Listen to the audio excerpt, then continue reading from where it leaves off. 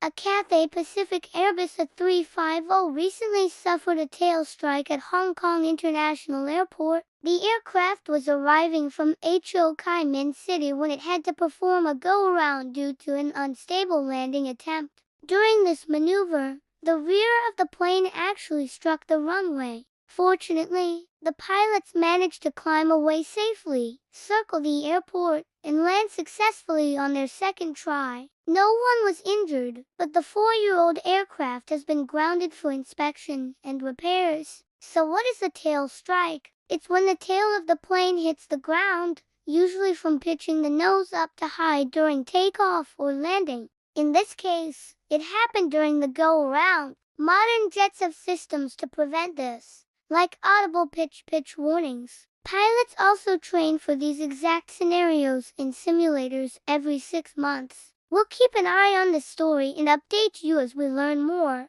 Thanks for watching.